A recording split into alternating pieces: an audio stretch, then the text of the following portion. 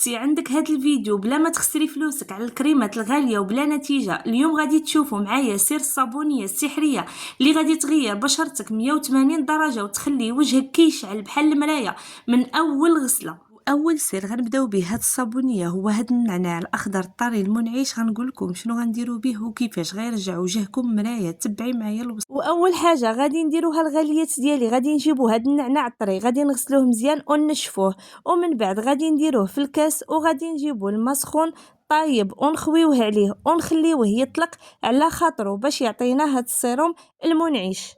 ويلا هالبنات دابا غادي ندوزو معايا الطريقه. غادي نجيبو اناء فيه غادي نخدمو وغادي ناخدو هاد الصابونه ديالنا وغادي نحكوها في الحكاكه الرقيقه مزيان حتى تولي عندنا بودره رقيقه وسهله تذوب. علاش اختارينا هاد الصابونه بالضبط البنات؟ اول حاجه لان فيها الربع كريم مرطب، يعني كتغسل وفي نفس الوقت كترطب وما كتخليش البشره ناشفه ومجبده بحال الصابون العادي. وثاني حاجه كتعطي نضاره وتفتيح رائع للبشره مع المداومه، وكتخلي الملمس ديال الوجه والجسم بحال بشره الاطفال. ومن بعد ما حكيناها وكملناها نتوما شوفوا معايا الشكل ديالها النهائي. ودابا البنات غادي نحيد الغطاء على النعناع وشوفوا معايا تبارك الله، وانا كنحركو دابا اللون ديالو كيفاش تغير وطلق كاع هذيك الفوائد ديالو وصافي. دابا راه واجد. ومن بعد غادي نجيب الصفاي وغادي نصفيوه مزيان بحال هكا باش ناخدو غير هذاك الميها اللي كامله الفوائد ديالها. غادي نجيبو داك الصابون اللي حكينا قبيله وغادي نديرو تقريبا واحد 4 ديال المعالق كبار ديال الصابون اللي حكينا في هذا الاناء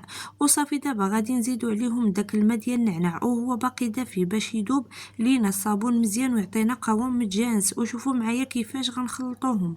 وفاش نخلطوهم غادي نجيبوا المكون السحري الثاني اللي هو السدر مطحون وغادي ناخذوا منه معلقه كبيره. وعلاش السدر بالضبط في هذه الصابونيه؟ السدر البنات كيدير معجزات والتفتيح اللي كيحيد التصبغات وكينقي البشره من الحبوب واي بقع كحله كيعطيها بياض ونضاره من داك الشيء الرفيع.